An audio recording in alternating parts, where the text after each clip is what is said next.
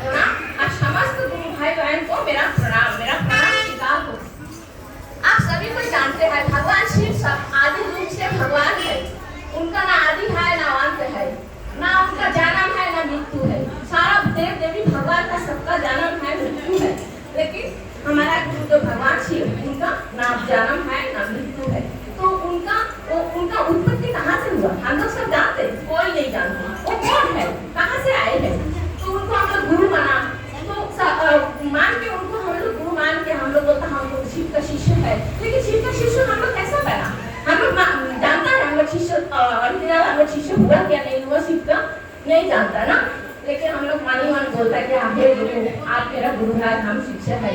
तो ये बात जो हम लोग बोलते, लेकिन ये बोलने के लिए जो 3 सूत्र है, ये 3 सूत्र कौन दिया हुआ है? शिव को भगवान तो सबको ही हम लोग बचपन से पूजा करते हैं। मेरा दादा दादी जो भी है उन लोग भी पूजा करते आए, हम भी पूजा करते थे। लेकिन आज जब उनको गुरु बनाने का जो सौभाग्य को मिला मेरे को आप सबको, तो ये कौन दिया है? हमारा साहेब दादा और नीलम जी का जो हम लोग को दिया हुआ 3 सूत्र, ये तो हम लोग मतलब लेके आए हैं, तभी तो उनको हम लोग गुरु बना नहीं सका।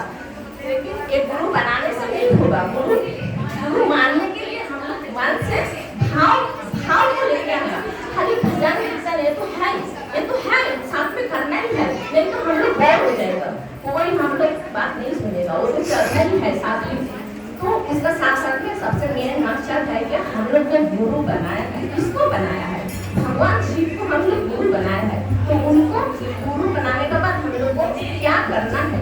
शायद बता दिया हुआ 3 सूत्र पालन करना है। 3 सूत्र क्या है? पहला सूत्र है दया मांगना, दूसरा है चर्चा करना, जन को बोल बताना, और तीसरा है 108 बार नमः शिवाय करना। वो नमः शिवाय कैसा करना? आप रुद्राक्ष का माला से भी कर सकता, नहीं तो आप हाथ में जो हम लोग उंगली का करता, नहीं तो हाथ मारे मन आप चलते फिरते कभी भी आप करते रहिए, ठीक है? ये 3 सूत्र हम लोग को करना है। तो पहला सूत्र क्या है? बोलना हे देवों महादेव आप मेरा गुरु है, हम आपका शिष्य हैं, मुझ जैसा शिष्य को आप दया कीजिए। ये दया शब्द क्या है? दया शब्द है कौन आवश्यकता? दया शब्द का अर्थ क्या है? दया का मतलब क्या है? दया को उल्टा कर दीजिए, वो क्या है? याद। तो दया आप जितना बार करते जाएंगे उतना बार आपको याद होते जाएगा। तो दया का मतलब है याद करना। तो आप दया मांगते रहिए, भगवान से दया मांगते रहिए। तो जब तक आपको दया नहीं मतलब मांगते जब तक आपको दया नहीं मिलेगा, आप दूसरा सूत्र नहीं कर सकेंगे, किसी को आप नहीं बोल सकेंगे क्या मेरा अच्छा हुआ, हम देवों की महादेव जी को गुरु बनाया है, मेरे को अच्छा हुआ, आपको भी अच्छा होगा, हो सकता। ये बात कब बोलेंगे? जब आप दया मांगते रहेंगे, आप दया कर भगवान आपके ऊपर दया करते रहेगा, तभी तो दूसरा सूत्र करते करेंगे। इसीलिए आपको पहला सूत्र दया मांगना ही है। दया नहीं मांगेंगे तो मेरा गुरु दया नहीं करेगा। आप दया करने का बाद आप अपना अंदर नहीं रखना, वो दूसरों को भी बताना मेरे को अच्छा हुआ, आप गुरु बनाइए तो आपको भी अच्छा हो सकता होगा, करके हम नहीं गारंटी दे सकते, वो गुरु देगा, ठीक है? और तीसरा है 108 बार नमः शिवाय करना, ठीक है? तो आप ये 3 सूत्र अगर हम लोग बराबर करते जाएगा तो हमारा गुरु हमारा ऊपर बराबर को नजर रखेगा और हम लोग को अपना परिवार समेत सबको अच्छा रखेगा। तो ये हमारा गुरु जो है भगवान शिव को हम लोग गुरु बनाया है।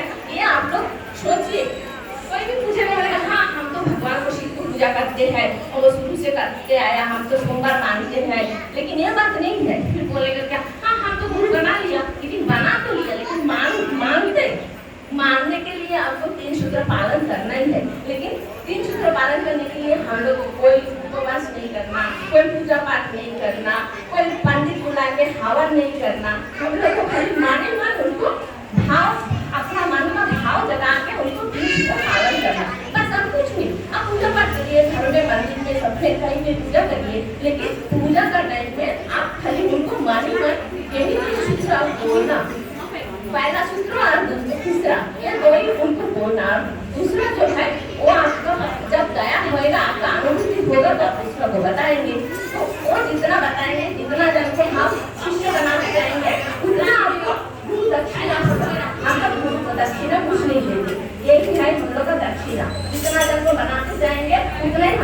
दक्षिणा होगा। आप सोचिए अगर हम लोग कोई शरीरधारी गुरु को गुरु बनाते ना, उनको क्या क्या देना पड़ता, बहुत कुछ देना पड़ता, लेकिन हमारे गुरु को कुछ देना पड़ता, कुछ नहीं देना पड़ता। उनको क्या देना, मेरा अपना मन का भाव देना, वो और कुछ नहीं चाहिए उनको, मेरा मन का भाव देना।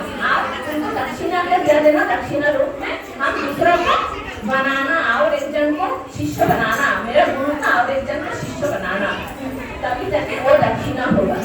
यही हम लोग का शिष्य बनने का उद्देश्य यही है, ये 3 सूत्र पालन करना।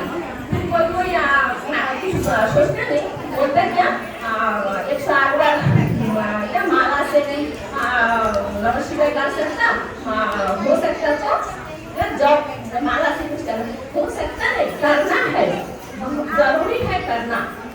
ये 3 सूत्र आप लोग लिख के लिया, वाचन अच्छी से नहीं लिखा हुआ, लेकिन तरीका से लिखिए और वो याद करिए। जैसे इतना लंबा चला भजन गाना याद रहता, अब 3 सूत्र को छोटा छोटा 3 अक्षर का वर्ड है, ये तो याद नहीं रहेगा, रोज करते रहिए, याद हो जाएगा। फिर आप लोग भी सब पानी पड़ी आइए, सब बोलिए, बोलते बोलते तो सीखेगा, यहाँ सीखने के लिए आता, कोई इससे सीख के नहीं आता, ये मतलब बोलते बोलते सब सीखेगा, समझा। तो इसमें साथ में शर्माने का तो कोई बात नहीं है, हम नहीं जानता, हम नहीं बोलेगा, ऐसा नहीं है, बोलते बोलते सीखेगा, हम लोग भी बोलते बोलते सीखा। जब हम शुरू में मेरा को नाम लिया था, हम ऑनलाइन में जोड़ी वो नाम क्या करती थी, फोन को हम म्यूट को ऑफ करके रख देता, म्यूट नहीं होता था। फिर पहला मेरे को इस तरह बुलाते रहेगा, बहुत बार इस तरह बुलाता, तो हम सोचेंगे क्यों हमको बुलाते, हम खोलते नहीं, ठीक है खोल के देखते हैं, एक दिन खोल के इस तरह आदत हो गया तो वीडियो बंद करने नहीं जानता, वीडियो बंद नहीं करने जानता तो फोन को बंद करके रख देता था। फिर अभी तो उन लोग मेरा फोन खोल के साथ मेरा नाम पहले ही बोल देगा, तो अभी हमको बोलने का मतलब आदत हो गया। तो अभी हम तो सब 3 सूत्र बोलिए, ज्यादा नहीं, 2 शब्द बोलिए, 3 सूत्र बोलिए, लेकिन बोलना है, सीखना है। मेरा गुरु का नाम लेके 3 सूत्र आपको बोलते रहिए, आप गुरु बना के उनको मानने का कोशिश करिए। यही मेरा वाणी बोल के आपका चरण में मेरा वाणी रखते हुए